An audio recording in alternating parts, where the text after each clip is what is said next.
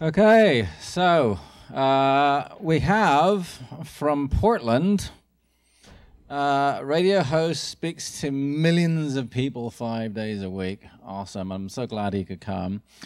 Clyde Lewis, so please join us.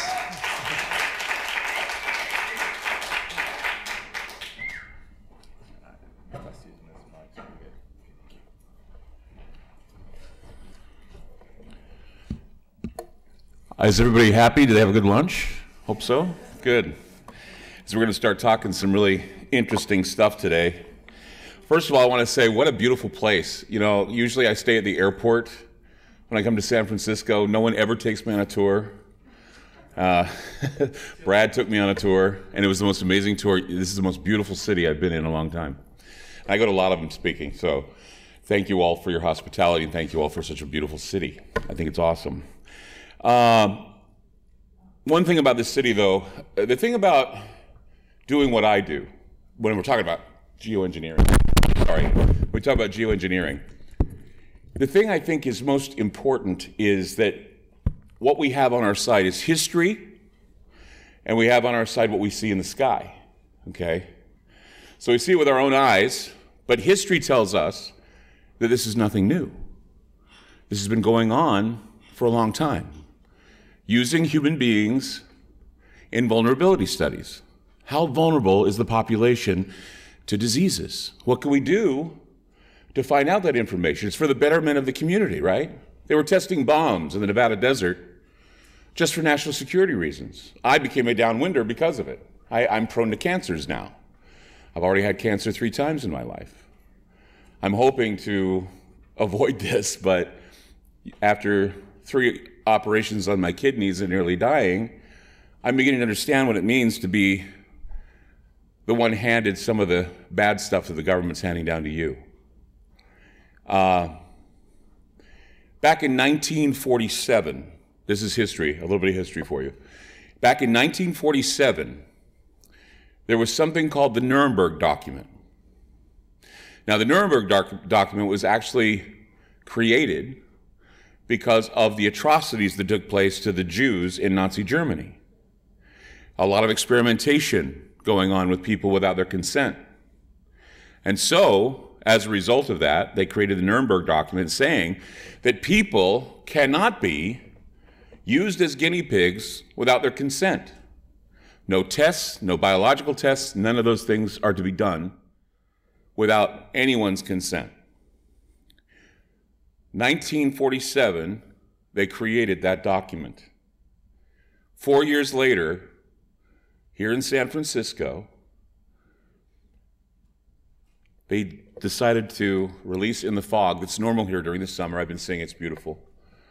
They decided to release into the fog something called Serratia mersens. Serratia mersens is a very ugly disease. It's a bacteria that gets into you, and once it gets into you, it kills you slowly.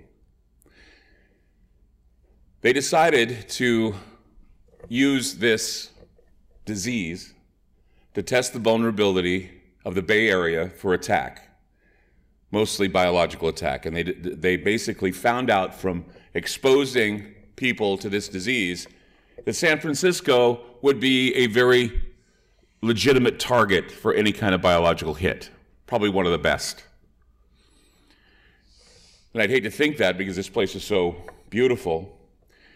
But over that period of 6 days, September 1950, members of the U.S. Navy sprayed clouds of Serratia from giant hoses aboard a Navy minesweeper that was about 2 miles off the coast. They were putting it all in the fog so you wouldn't know that this was actually being put into the system. In fact, the outlying communities of Albany, Berkeley, Daly City, Colma, Oakland, San Leandro, and Sausalito were also affected by Serratia mersens poisoning. To test the vulnerability of all of the residents, the 100,000 residents here, the experiment was a success according to the Navy. People were infected. Many people were infected. Many people today are still affected by this. It's been handed down from generation to generation. Whenever it's brought up, immediately doctors say, we don't want to talk about it, much like Morgellons, as a matter of fact. I was on a radio show once with Dusty Hill from ZZ Top, and I was also with a doctor, and I brought up Morgellons disease, and he acted as though I was out of my mind. I says, you haven't heard about it because no one talks about it. I do. And this is where it's coming from, okay? It's coming from the intentional poisoning of the American citizenry. Guinea pigs, you all are. Vulnerability statistics is what we all are, okay? And they've been doing this with the chemtrail spraying. They've been doing this in other ways. There's something new on the horizon now. Genetically modified bugs. Okay? Genetically modified bugs. There's a group called Verily. They're connected to Alphabet, which is Google. Okay? Verily is releasing last week they released 1 million genetically modified mosquitoes in Fresno, California. An operation called Debug Fresno. They're going to release 19 million more genetically modified mosquitoes in Fresno. The last time, Verily is an American company, the last time this was done was in Brazil, from a country called Oxitec. Those mosquitoes are allegedly responsible for the Zika spread. You know why I think they are responsible for this Zika is caused by these genetically modified organisms? Because from what I have read about Oxitec is they take and they render sterile all the males of the Aedes aegypti mosquito. They release it into the environment, and the female mosquitoes, the ones that bite us, don't get their larvae taken care of that well because the male's not there to get the process going. But see, what they don't tell you is that every 1 in 1,500 of those so-called male mosquitoes get a couple females getting in there. The scary part about a female that's been genetically modified is that if a female happens to land on your children or a child, gives a little bite in the arm, not only is that mosquito taking the blood from that child, but it's releasing carcinogenic proteins into the skin because it was genetically modified.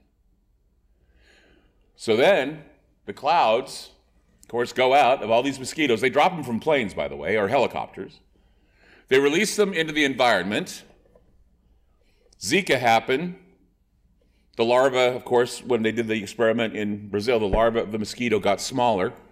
Women were having children who had microencephaly. Heads were smaller. They didn't make it. It's just the same with the mosquitoes. The mosquitoes would have larvae that were too small, wouldn't make it. People were having babies too small, they wouldn't make it. You see the comparison here? Do you see that what is going on here is a part of geoengineering? It's another branch of geoengineering.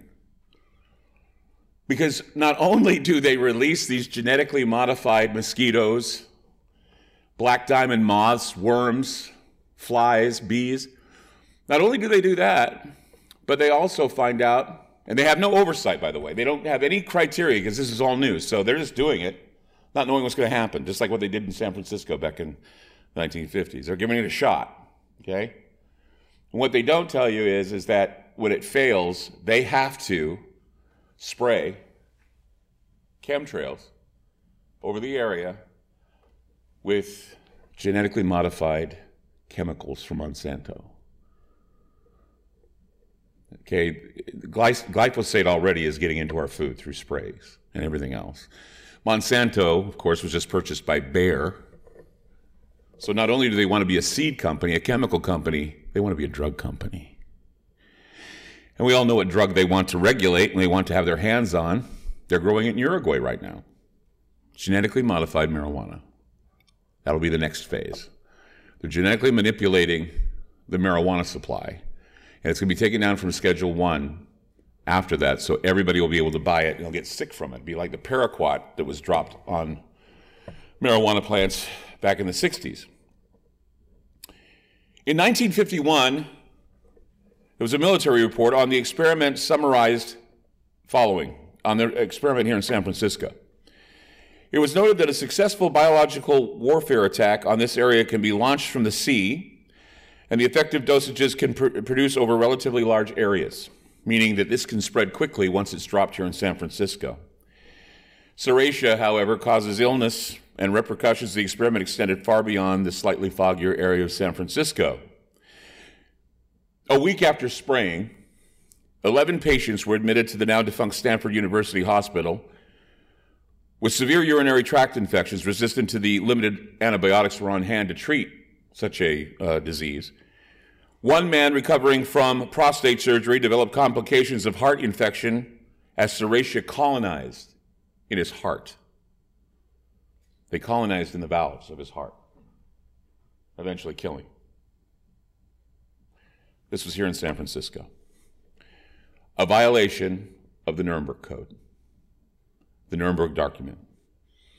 Drafted saying the code stipulates that voluntary informed consent is required for research participants and that experiments that might lead to death or disabling injury are unacceptable. I don't know how weird it is for a country such as ours to fire Tomahawk missiles at a country that allegedly uses horrible toxic chemicals on their own people. We fire weapons at Syria for doing exactly that. We tried to take down, or we did take down, Saddam Hussein because of that. And our scientists and people in our military-industrial complex are doing it to us. How do we allow this to happen? Why do we do this? Why don't we say, hey, justice for Syria, justice for the United States of America for what they do and the guinea pigs that they've used over the years? Everybody here in San Francisco back in the 1950s did not give consent to the military germ warfare test, and there's good evidence that it could have caused the death of this man that died. But 20 years after the San Francisco affair, the government kept doing it, dropping diseases, dropping chemicals on human subjects, even using mosquitoes as carriers of certain diseases as well. We all know now dengue fever, West Nile, all these diseases come from mosquitoes. But mosquitoes were used as a way to deliver the disease necessary. Bill Gates demonstrated the same thing. He had mosquitoes, he unleashed them in a room full of people, said they make good carriers for vaccines, so if you want to mass vaccinate, you can use a mosquito, a genetically modified mosquito. Of course, once again, this germ warfare and this manipulation leads to more clouds of toxic chemicals being sprayed on a population. You know, one of the things that I've talked about in the past is the chaotic upheaval that this country is experiencing and why it happens. I don't know if anybody was familiar with what Prince said during an interview on television. Prince was doing an interview, and he was talking about a conversation he once had about chemtrails. Prince was probably the only rock star that spoke openly about chemtrails. I think Michael Jackson did it too, kind of, but it was Prince that was way beyond that. He was saying chemtrails are bad. Excuse me. And he said, though, he says, one of the things that was odd about chemtrails, he said, when they flew over my house when I was a kid, he says, you notice that everybody started acting like they were on edge. They were all cranky, and they were freaking out, and they were fighting. But no fights were going on until those chemtrails passed over. That's what Prince said. What's interesting about what he has to say here is right now we're at a time where America is so chaotic. Everything it's just out of control. We have a media that doesn't care. 93% of what they're talking about is Russian collusion. They don't talk about anything that we need, news we don't need. Otherwise, it's George Clooney and the paparazzi and crap. CNN, crap news network. It's horrible, okay? It's painful to watch. And if you say anything about the media, everybody thinks you're an apologist for Trump. You shake your head, no, I'm not. Everything's a mess. And civil upheaval, it's a guaranteed thing. When we have leadership that says they're going to go against the president, that's sedition. Regardless of what you think of Trump, it's sedition. So if you got your government that wants to rise up in a resistance against the president. You have other people that don't listen to him and don't want to do what he says. This is going to wind up in a civil upheaval. Now, why are we all worked up? Why now? 18 years of crap and we decide to blame it on this guy? 18 years we've been like this. 18 years we've been under the cloud. And you wonder why we're all worked up and we're all feeling weird. Well, you know what? Doctors have a term for this. They finally have given a term for why we are the way we are. You know what it is? Sickness behavior. It's called sickness behavior. We're all sick. We're all sick.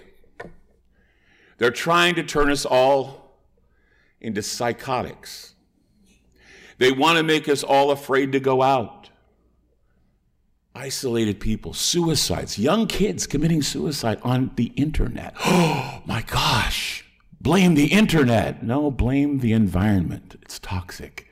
Kids are feeling crappy. People are feeling crappy. The electromagnetic field is thinning. They're doing all kinds of things with HAARP, and they're doing all this kinds of stuff with the weather. And you're like thinking, what the hell? It's because of the fact that we live in a very toxic environment. And they're making it that way, and slowly but surely, we either adapt to it or we die. Plain and simple. If you have a constitution that can make you stand up and be healthy, you can live through this next transhumanist changeover. But if you're a person whose immune system's kind of shot, you haven't got a chance. Part of the culling process, you know, who are the ones that we want to get rid of? Drug users?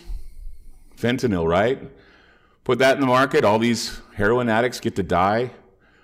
Cancer? Oh yeah, cash cow for the pharma. Big pharma loves cancer patients. Trust me, I've been carved up enough to know. And so, sickness behavior is basically, I'll give you the big word for it, it's called pro-inflammatory cytokines.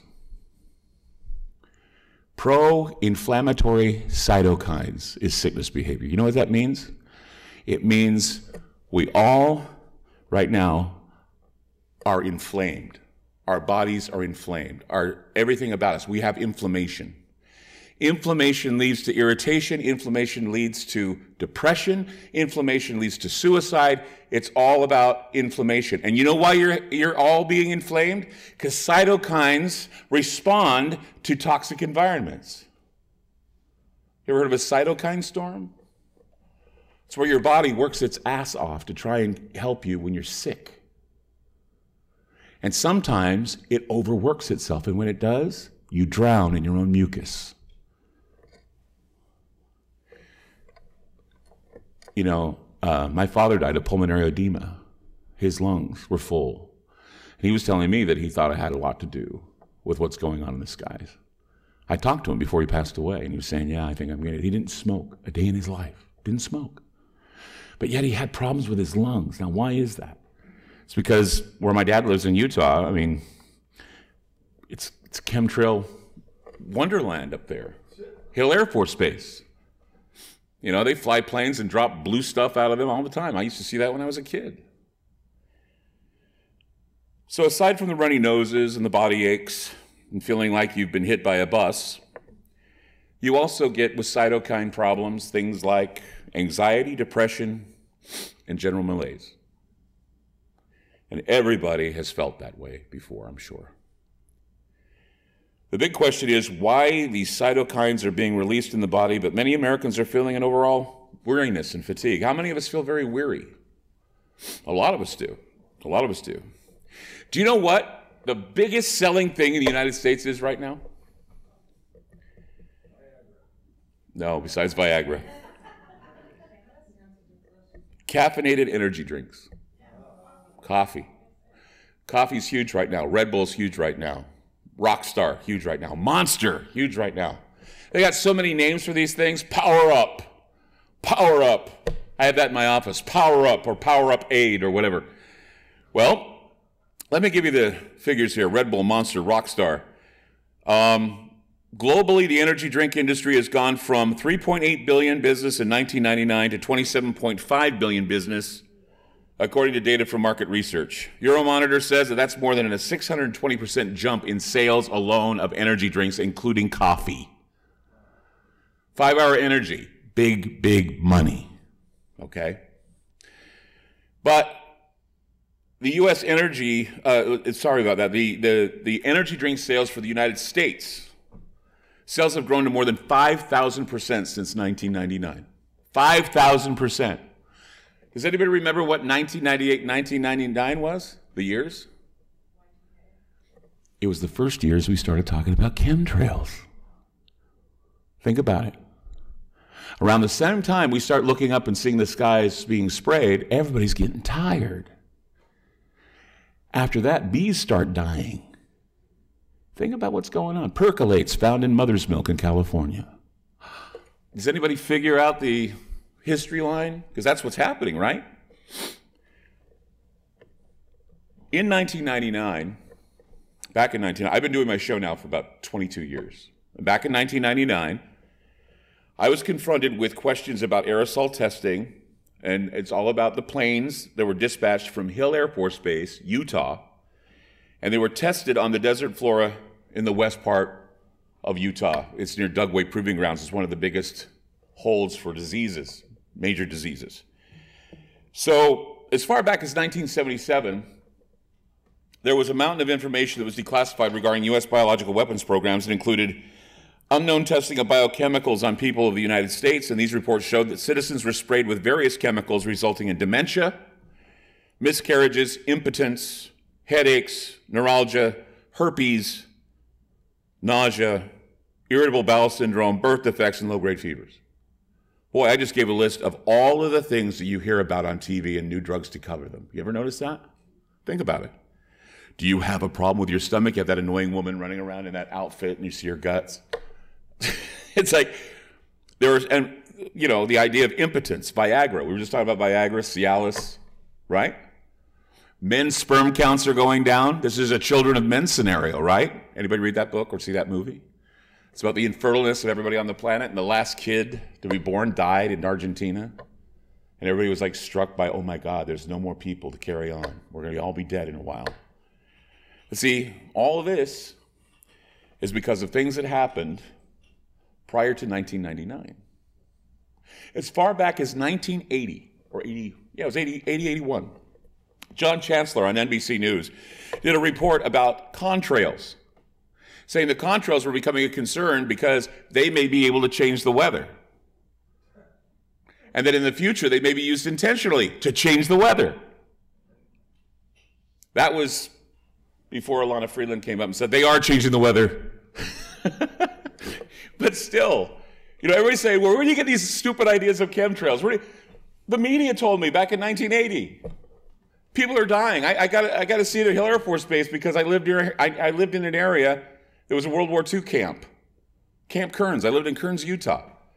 Right down the street from where the MX missile was made, 30 miles north of an Army base, and less than 10 away from the area where Stephen King heard that a group of sheep were killed because of a cloud spray, and that's why he wrote the book The Stand.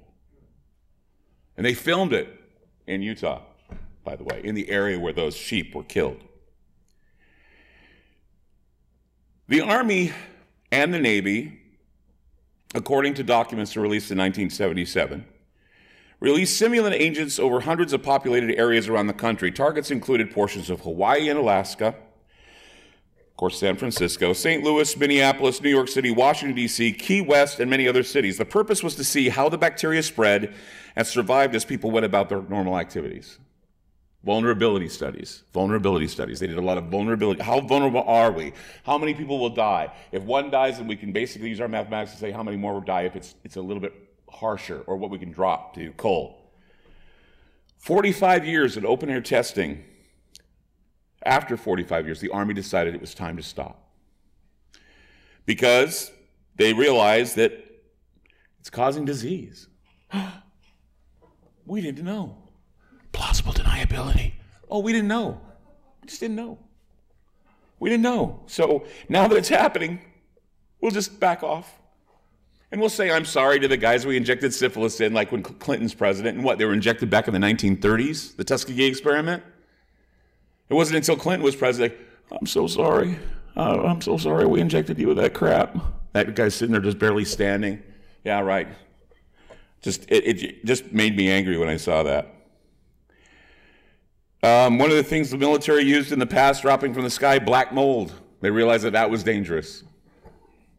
And plumbers said, yay, I get to wash a lot of shower stalls and clean out basements because black mold is going to make me a lot. They use zinc cadmium sulfide.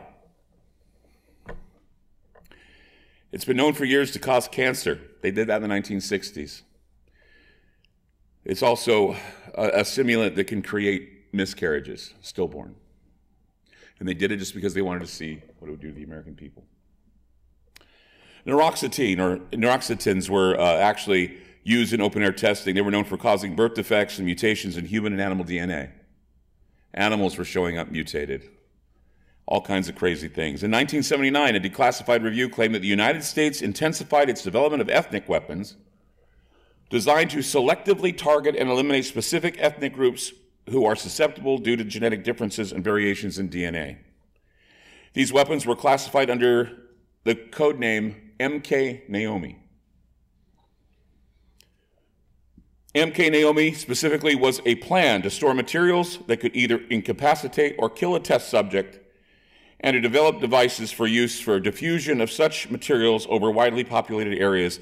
Much of the details of the operation and how the materials were dispersed is scarce. However, programs replacing MK Naomi throughout the United States Army Special Operations Command gave evidence of at least 3 covert techniques for attacking and poisoning crops and animal products. One of them included a deliberate spraying of neurotoxins on crops, cows, and sheep. They were spraying an aerosolized toxin, neurotoxin, on crops, cows, and sheep. Helicopters were fitted with spray tanks, and later C-130s were fitted with tanks that would spray a chemical trail over a large area. The C-130s were dispatched out of Hill Air Force Base, Utah, where I come from. Modular aerial spray systems, or MAS, make sure you get that, modular aerial spray systems, or MAS, were used to conduct nighttime aerial spray missions on animals and crops. Each system can be configured with up to 4 500-gallon tanks for a total volume of 2,000 gallons. This is all in the documentation of the neurotoxin sprays that were done by the Air Force. So when anybody ever asks you, how would they be able to do this? You get a C-130 and you equip it with a modular aerial spray system. It sprays out about 2,000 gallons of neurotoxin, wherever the target is. CH-130H aircraft were modified to perform aerial applications of toxins. The MAS is built by Lockheed Conair. Somebody asks you, is there a business that does this? Yes, Lockheed Conair. They created that. And of course, we know about Evergreen Air, and we know all about those places. But you know, people who make the apparatus to do this, it's important that you know that. One of the major design criteria of the MAS system was that it had to be a roll-on, roll-off system, allowing the aircraft to be reconfigured for spray or airlift under an hour. So what they had is they had it on pallets, and they were able to roll them on the plane, and then roll them off when need be. So they would have, you know, they'd have room for other things to do on the plane. So that's how easy it is. They roll the stuff on, they roll it off, and they're dispatched out of different Air Force bases, and that's how it was done. That's how they sprayed the neurotoxins. What they did is they had three modules that attached to a modified aircraft cargo pallet, and that's how they put them in. They were modified pallets. The pallets basically were able to be pushed into the C-130. It was on a dual rail system, and that's how they take them on and take them off. So anybody says, I've never seen the tanks, probably because you're not supposed to see them, because they'll take them off before you have a chance to see them. So what a lot of people don't know is that the MAS system was allegedly used to release smart virulence over the United States. And they were supposed to first try them out in the Middle East. It was during the Iraq Gulf War that we started spraying troops and we started spraying the enemy. Now, we all know what happened after they came home. Men were getting sick because what they did to those trails, they basically sprayed over, like Agent Orange, over the troops and over the enemy, is that they basically modified a strain of brucellosis. And they tried to make it so it spread on enemy troops and it wouldn't harm ours. But they made a mistake. I mean, the modifying of the disease basically created a disabling bacterium that disappeared after the infection. So you felt like you were infected, but you couldn't prove it. Troops could be infected, and there were no signs of bacteria when they were examined by a doctor. But, Doc, I don't feel good. Well, I don't have any bacteria to show. It's all basically idiopathic. No, you're fine. You should be fine. No, Doc, I don't feel good. It's because what they got sprayed with was a genetically modified bacterium. Bioengineers created a stealthy weapon. They extracted the active agent of brucellosis from the brucellosis bacteria. And although the active agent, the mycoplasms, or the mycoplasma is still there, the bacteria have been discarded and your blood tests will be negative, although you're infected with brucellosis mycoplasma. Gulf War syndrome, in case you're wondering. Okay, all these guys came home. Gulf War syndrome, oh, it's all in your head. Fibromyalgia, all in your head. Epstein-Barr, all in your head. They told you that. Do you remember? Anybody remember that? That was caused by spraying of chemtrails in the Gulf War. So, in the summer of 1984, this same form of brucellosis, okay, was tested, not by chemtrails, but it was tested in a teacher's lounge at Truckee High School in California. The teacher's lounge was the target area. 7 of the 8 teachers assigned to the room became very ill within months. There were other undisclosed locations where the pathogen was tested using an airborne aerosolized delivery system and contaminated mosquitoes. There goes those mosquitoes again. These clandestine tests were conducted by the CIA and were closely monitored by the National Institute of Health and the CDC. Encouraged by what was seen, the U.S. government passed the newly modified brucellosis strain to Saddam Hussein to use against Iran in 1986. With the approval of Vice President George Bush, Saddam received shipments of Brucellosis abortus biotypes 3 and 9 and Brucella melitensis biotypes 1 and 3. Saddam Hussein became our enemy during the Gulf War of 1991, and he used this pathogen on American troops, resulting in the illness referred to as Gulf War syndrome. It causes chronic fatigue, loss of appetite, profuse sweating, joint and muscle pain, insomnia, nausea, and damage to major organs. It creates depression and eventually suicide. Much like Morgellons disease and any other disease has been dropped from these trails. Troops were told that they were crazy. Troops were told that there's no such infection that exists and the problem was mostly in their minds. Slowly over the years, authorities were forced to admit that something had triggered severe illness in many Gulf War veterans. By then, a variant of the modified brucellosis had spread to the civilian population. And a lot of people got sick. And again, they said that it may have been transmitted through sexual contact. Isn't always the case. That's why population here is just diminishing. Population of the United States is diminishing because there was a time in our lives where we were afraid to have sex because of diseases. HIV, AIDS, which may have been also made in a lab somewhere and released on certain members of the public, mainly people of color and homosexuals. And this is something that they'll never want to bring forward, but I think it's obvious.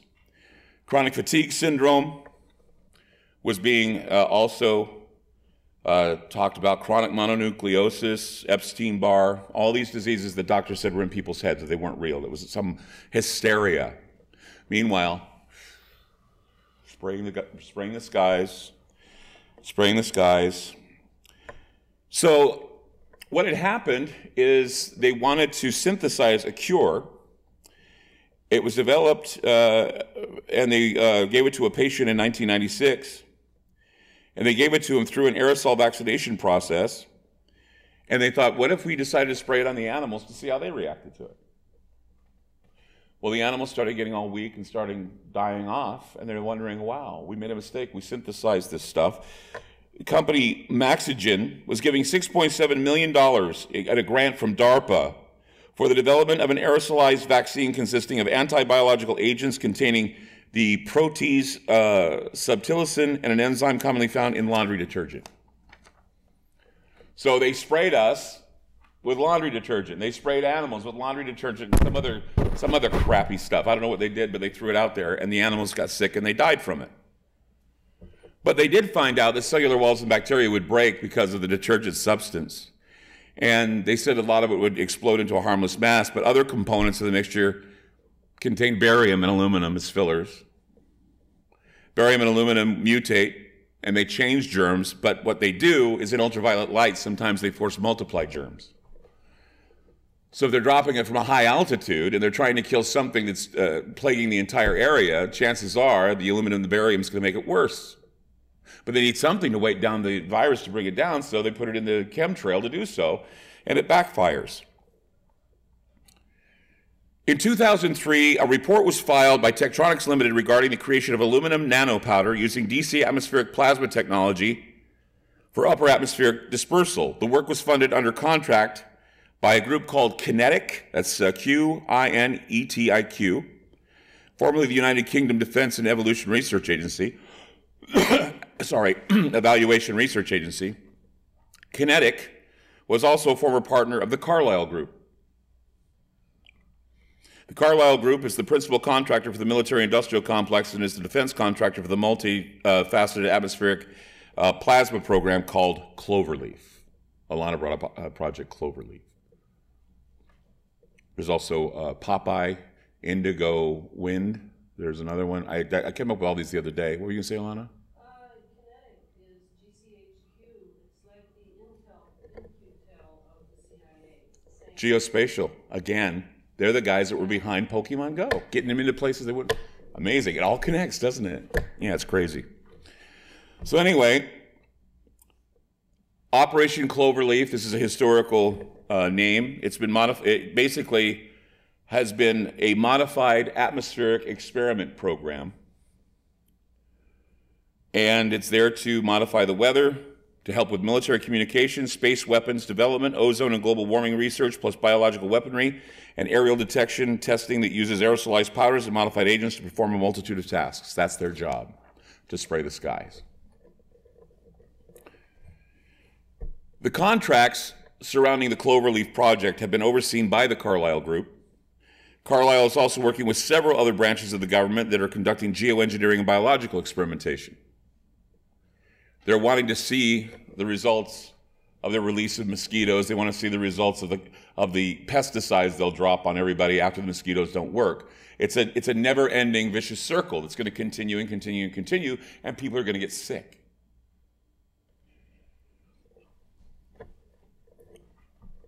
The Department of Energy, with its huge labs of network and national universities, all contractors, private contractors, and the pharmaceutical companies are heavily involved with the chemtrail spraying over us. You're all being guinea pigs, and you're all being abused under the Nuremberg contract that was written up in 1947. The UN, they're no help either, but there have been meetings where they've had a lot of people acknowledge chemtrails. Like was said earlier, the idea that some weathermen are also brave, that get up and they start speaking and saying things about, military chaff and other chemtrails that are being used to steer storms. We had a chemtrail conference at PSU. Alana was there. There was a major storm that was supposed to hit the area. We actually watched the planes steer the storm. It was an amazing thing to watch. They put down trails before the storm, behind the storm, and it caused a corridor for the storm to go through. It avoided Portland but hit all the other surrounding areas. It was amazing to watch. The Environmental Protection Agency in 2016 formally declared that emissions from jet engines endanger the health of humans and the environment. They even acknowledged their part in geoengineering. That was in the summer of 2016. Environmental Protection Agency declared that emissions from aircraft endanger the health of humans and the environment, and they acknowledged their part in geoengineering. So if anybody asks you, has this ever been acknowledged? Yes, it was acknowledged by the Environmental Protection Agency in the summer of 2016. That it's a danger to the human lives. It's a pollutant. Even condensation trails are chemtrails. Why? Because they have the fuel and the additives and the poisons and the water, which is also a greenhouse gas. You can go tell the climate people that, because they hate chemtrail people.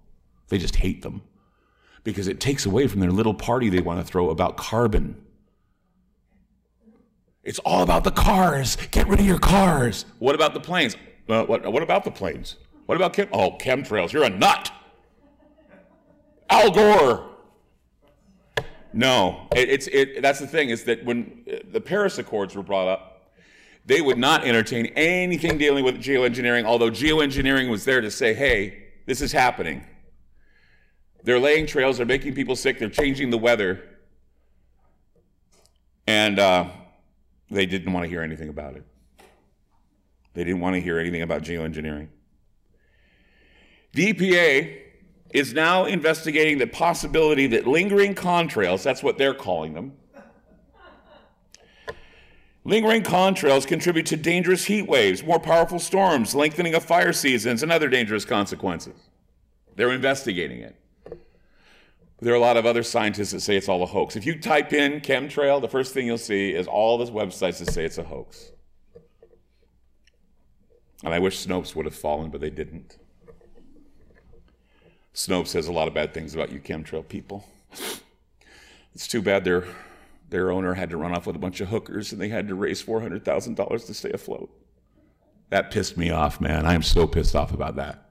There are people who get in the trenches, they work hard to bring the truth out, and these bastards get $400,000 for a bunch of duped sheep.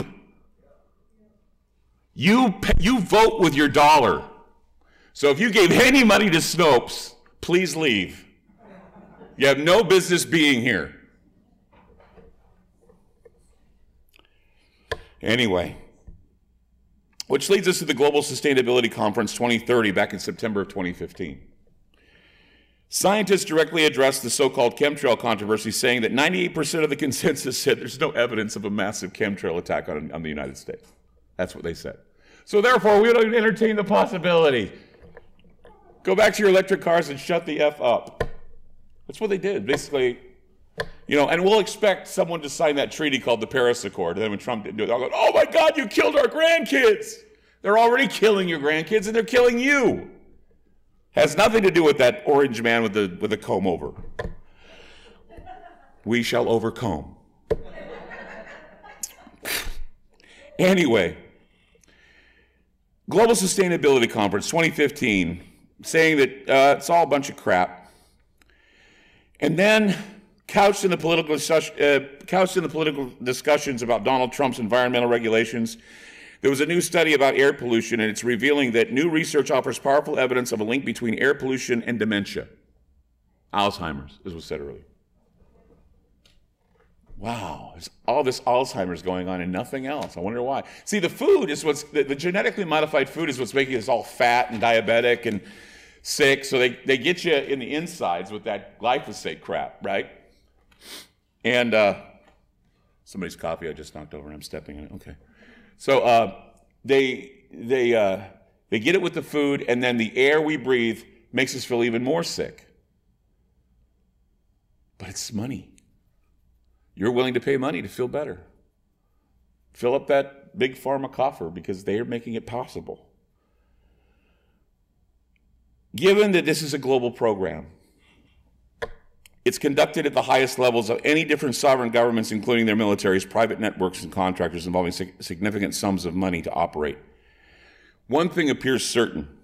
The basic goal for this operation is to apply nanometals into the troposphere, atmosphere, or other levels of our atmosphere, and it is responsible to suggest that persistent aerosols are being applied for a very specific reason, with a subsequent understanding that this is where the program has its most significant public exposure, since it's so visually obvious that this is going on. They're dangling it in front of you, and they're giving you a big middle finger.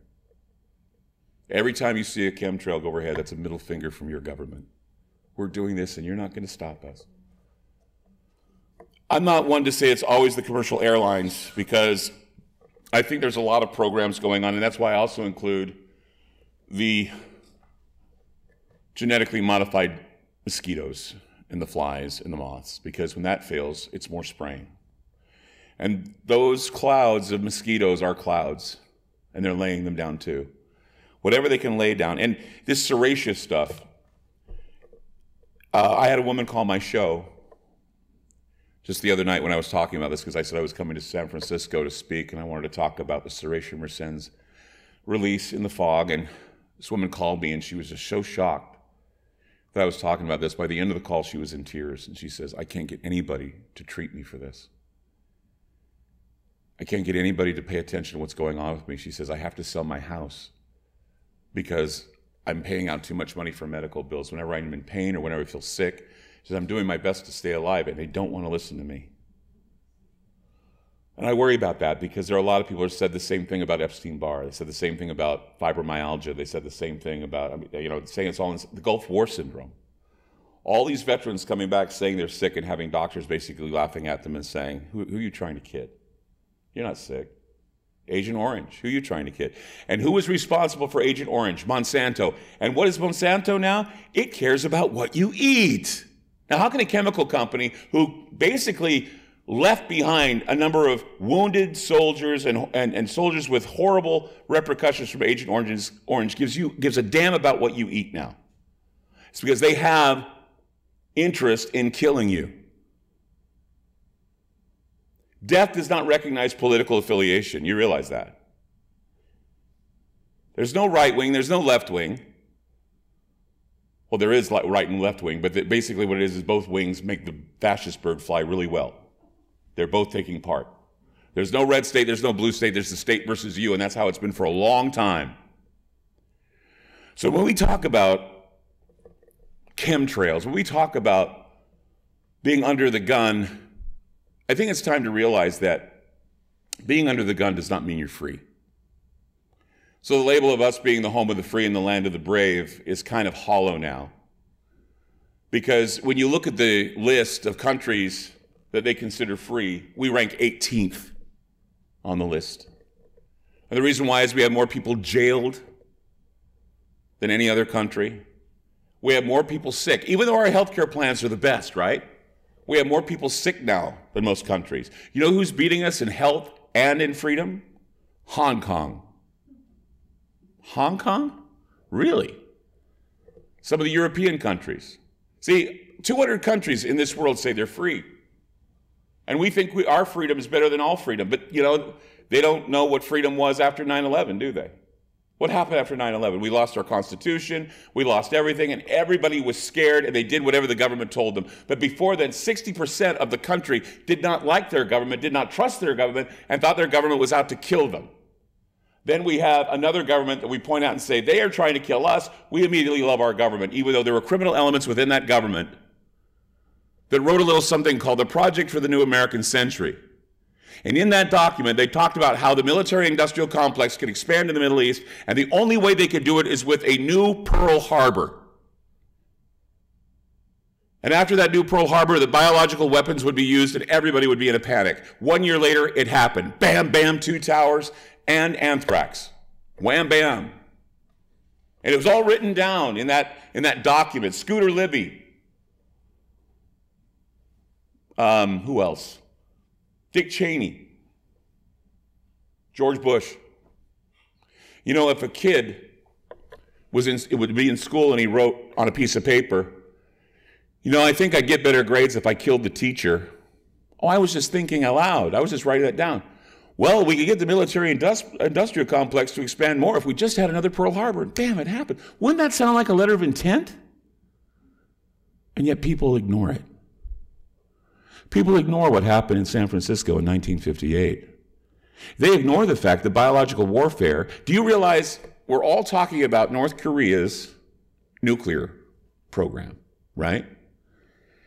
There were 3 stories that came out, I think it was 2 days ago, talking about North Korea's biological weapons program.